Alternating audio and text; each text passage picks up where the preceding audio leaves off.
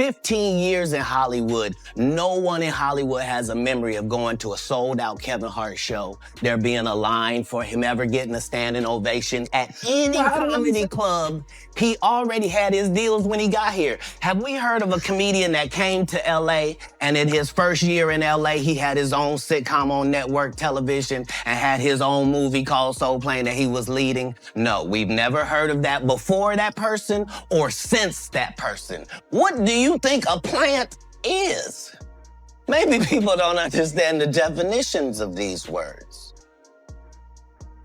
He just did his documentary with Chris Rock where he shows you that his whole upbringing in comedy was on the East Coast. Dave Chappelle just shook things up. He's claiming that Shannon Sharpe's lawsuit might be a trap, and the evidence is pretty crazy. A few days back, Shannon was sued by a woman named Gabrielle Zuniga. She's accusing him of serious actions, saying he attacked her more than once. But Dave's not buying it. He thinks some powerful people are supporting her and trying to bring down Club Shay Shay behind the scenes.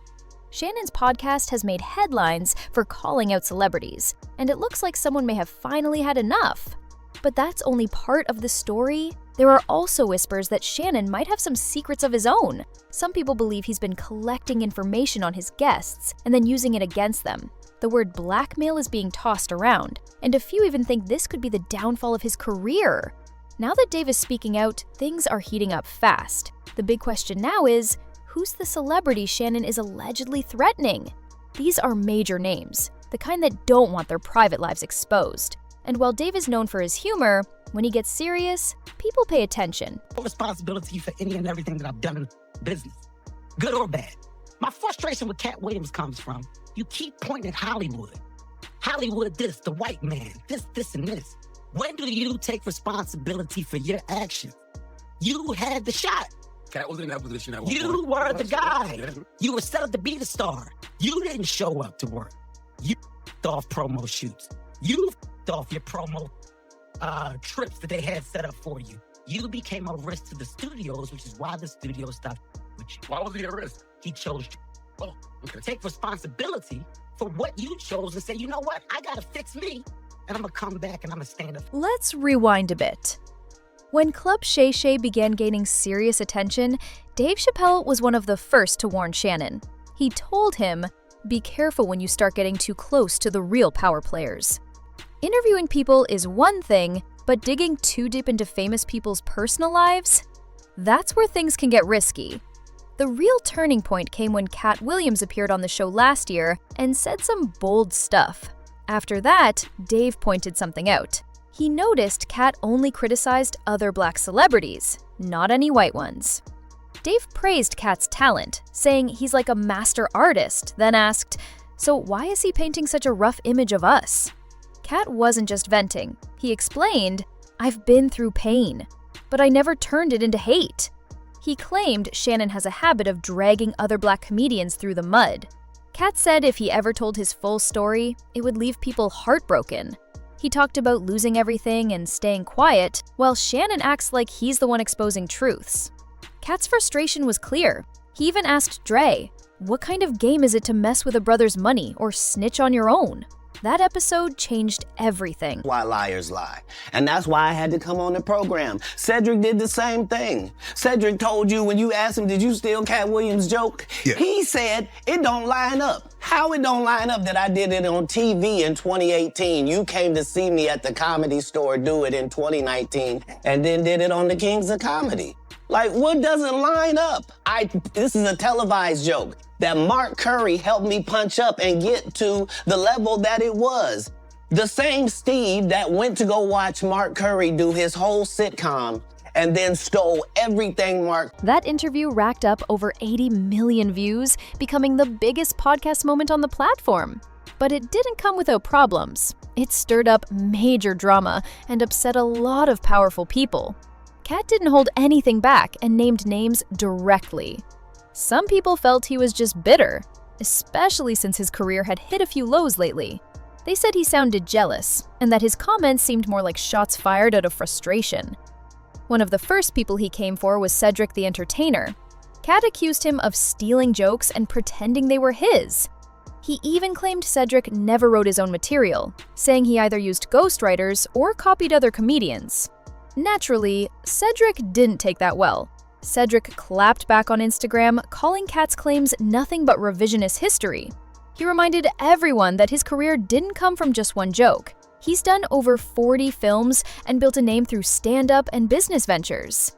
He also said he supported Katt before, even giving him a shot at the Gibson Amphitheater for his Cat in the Hat act. Cedric ended it maturely, saying he's done with tough guy talk. But he wasn't alone. Kevin Hart came for Katt, too. Get it off my chairs early.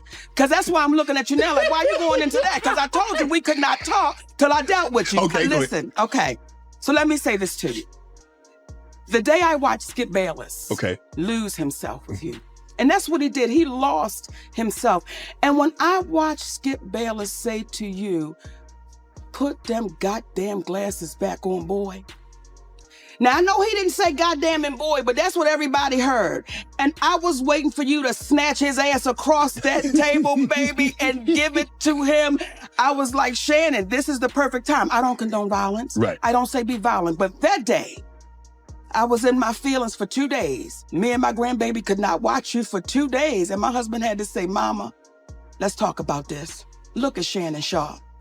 He retired in 2004, but he could still get on that field and run touchdown. These two have had issues for a long time, and it's never really been peaceful.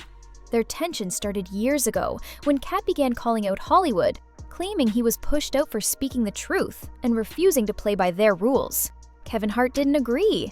He responded later on The Breakfast Club, saying Katt wasn't being punished for being honest. It was because of how he acted.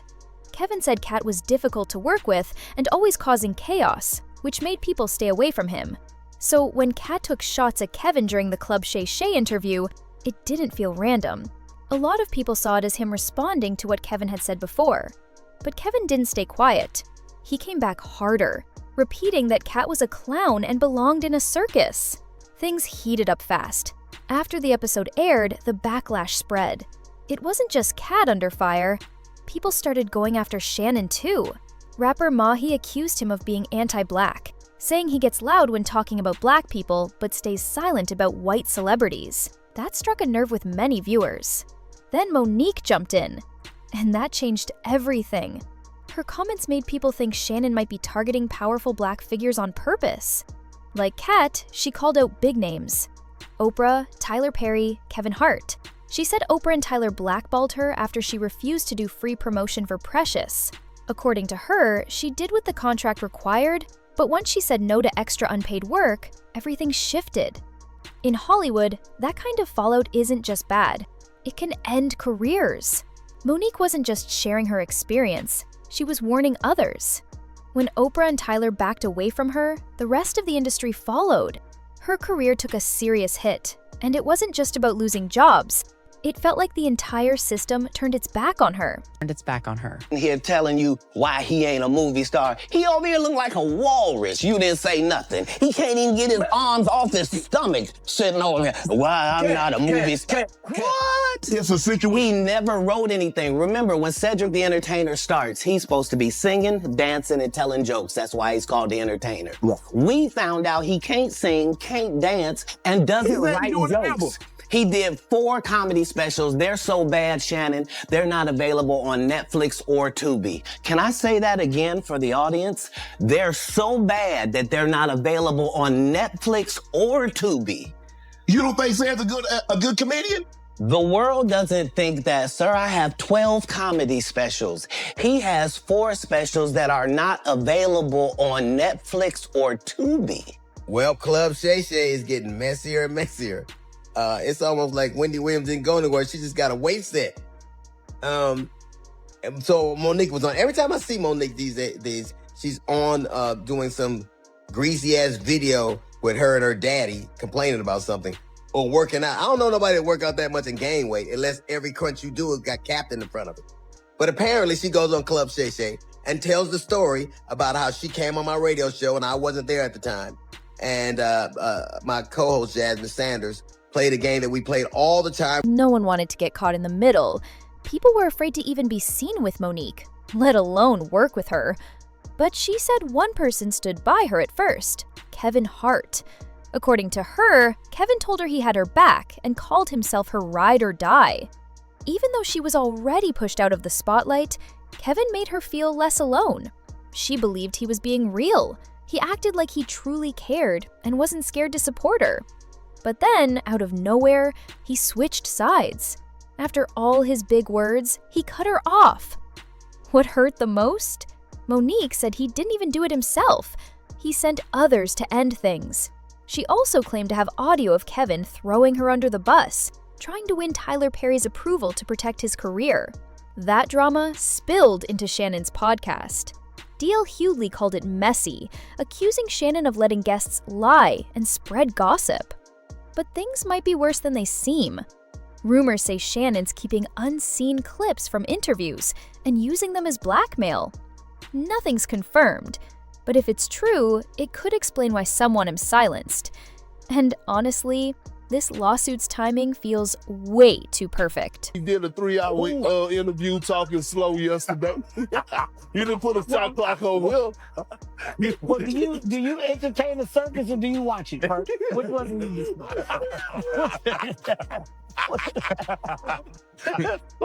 What do you do? You watch it. You know, man, look at that lion riding the bike. That's what you And thirdly, you call yourself coming at me, right? You want to be aggressive with me, right?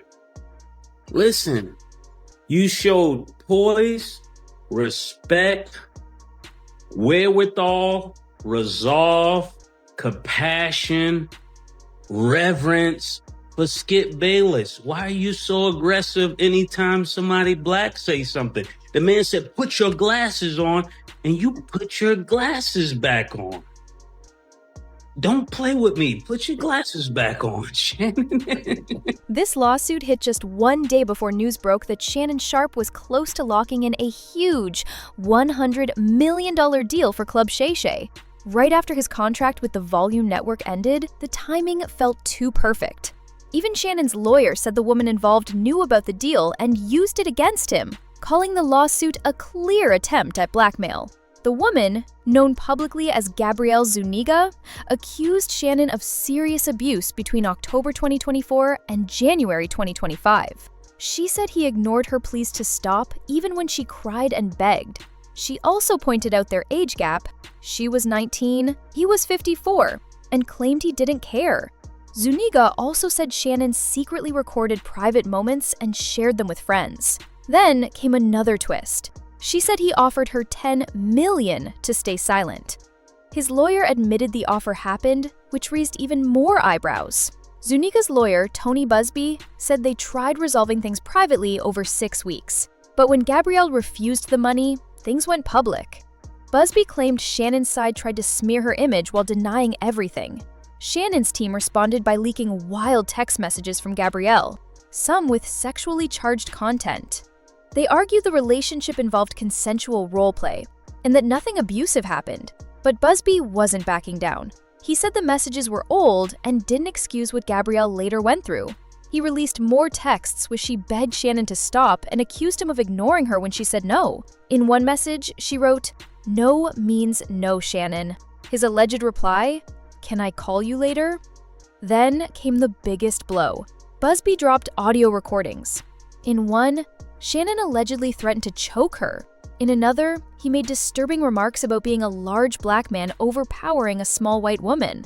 Busby called it dangerous, not playful. He said this behavior forced Gabrielle to leave Nevada and cut off all contact. The case turned into a full-blown public mess. With Dave Chappelle now claiming this might be a planned takedown, people started connecting the dots. If Shannon really was collecting dirt on celebrities, that $100 million deal would have given him serious power. Now, it feels like more than drama, it's war behind the scenes. There are lawsuits, leaked texts, recordings, and accusations of blackmail. Club Shay Shay is caught in the storm. What's your take on all this? Is Dave right? Could this be a setup to ruin Shannon? Or is there more than meets the eye? Let us know in the comments and catch the next video for updates.